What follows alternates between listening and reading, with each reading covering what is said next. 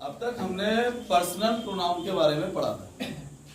Personal pronoun क्या होता है, उसकी डेफिनेशन को पढ़ा, पर्सनल प्रोनाउन से रिलेटेड एग्जांपल्स को पढ़ा। इसके बाद जो बारी आती है वो है डेमोन्स्ट्रेटिव प्रोनाउन।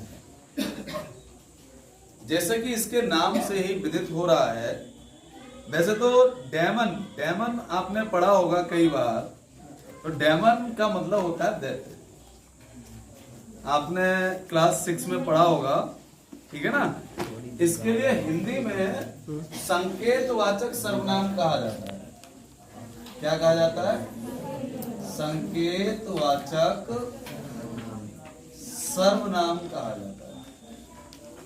संकेतवाचक सर्वनाम, संकेतवाचक का मतलब होता है जिससे इशारा होता है किसी की ओर। जैसे दिस, ये है, दैट, वह। जैसे कि डेफिनेशन भी है, pronouns that point to specific things are called demonstrative pronouns. ऐसे सर्वनाम जो किसी स्पेसिफिक थिंग्स की तरफ इशारा करते हैं डेमोन्स्ट्रेटिव प्रोनाउन कहलाते हैं, संकेतवाचक सर्वनाम कहलाते हैं, है ना। कौन कौन से होते हैं, कुछ एग्जाम्पल से मिलते हैं। जैसे this, that, these, those, etcetera. ये सभी हमारे क्या होते हैं? डेमोन्स्ट्रेटिव प्रोनाउंस होते हैं, जिनका प्रयोग किस लिए किया जाता है? किसी वस्तु के तरफ इशारा करने के लिए किया जाता है। अब जैसे हम कुछ ले लेते हैं सेंटेंसेस। हमने कहा this is a book. This means ये मीन्स है, बुक, बुक मीन्स किताब। ये एक किताब है। अब इशारा कर रहा है ये एक किताब है। तो जहां भी संकेत करेगा, हमने कहा that is a pen, that is a pen, ठीक है। दैट मीन्स वह, इट मीन्स पेन मीन्स कलम, वह एक कलम। तो ये भी इशारा कर रहा है वह। मैं यहां पर एक चीज और बताता हूं।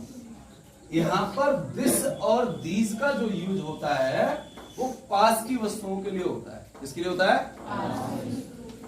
दैट और दोज का जो यूज होता है वो दूर की वस्तुओं के लिए होता है। किसके लिए होता है? दूर की वस्तुओं के लिए, है ना। हमने कहा दिस, ये किसके लिए आएगा? पास के लिए। हमने कहा दैट, वह किसके लिए आएगा? दूर के लिए। दूसरी एक इंपॉर्टेंट थिंग है जो आपने आज तक ध्यान नहीं दिया होगा, this always used in singular number. This का प्रयोग सदैव एक वचन के लिए किया जाता है। किसके लिए किया जाता है? एक वचन के लिए, सिंगुलर नंबर। लेकिन इसका कभी कभी हम प्लुरल नंबर क्या बनाएंगे? प्लुरल नंबर अगर लिखने के लिए आया था, बोले दिस मीन्स ये किताब हो गई। अब किताबें बहुत सी होती तो क्या करते भाई? फिर तो हम भ्रमित हो जाते। तो हम क्या करते? हम कर देते वहां दीज आर बुक्स। ये किताबें हैं। ये भी पास के लिए इशारा कर रहा है, लेकिन अब किताबें कैसी हो गई हैं? बहुत सी हो गई। कैसी हो गई है? बहुत सी हो गई। इसलिए दीज जो हो गया वो दिस का क्या हो गया? प्लुरल नंबर हो गया। क्या हो गया? Plural number. तो दीज जो होता है वो दिस का प्लुरल नंबर होता है। क्या होता है? प्लुरल नंबर होता है। ऐसे ही दैट का यूज जो होता है वो सिंगुलर नंबर के लिए होता है। दैट का यूज किसके लिए होता है? सिंगुलर नंबर के लिए होता है। सिंगुलर नंबर, समझ में आ रहा है ना। और इसका प्रयोग किसके लिए था? दूर के लिए। यहां लिख देंगे। इनका प्रयोग होता है पास की वस्तुओं के लिए। पास की वस्तुओं के लिए, यहां लिख लेंगे आपके लिए, ठीक है। और दैट और दोज का जो यूज होता है, दैट ये भी सिंगुलर है, और दैट का जो प्लुरल होता है वो क्या होता है बेटा? दोज। ये क्या हो जाएगा? इसका प्लुरल नंबर हो जाएगा। और और इन दोनों का जो यूज होता है वो किसके लिए होता है बेटा? दूर की वस्तुओं के लिए। किसके लिए? दूर की वस्तुओं के लिए। बहुत सरल तरीका है, वस्तुओं के लिए। अब आप समझ गए होंगे कि डेमोन्स्ट्रेटिव प्रोनाउन वे प्रोनाउन होते हैं जो किसी की तरफ इशारा करते हैं। अब एक चीज यहां पे इंपॉर्टेंट और आती है, वो क्या आती है?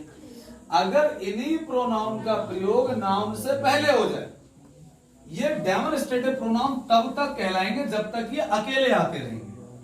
कैसे आते रहेंगे? अकेले आते रहेंगे। अगर इनका प्रयोग नाउन से पहले हो जाए, किससे पहले हो जाए? नाउन से पहले, तो ध्यान रखिए ये फिर डेमोन्स्ट्रेटिव एडजेक्टिव कहलाएंगे। क्या कहलाएंगे? डेमोन्स्ट्रेटिव एडजेक्टिव हो जाएंगे। जैसे हमने लिखा दिस वाई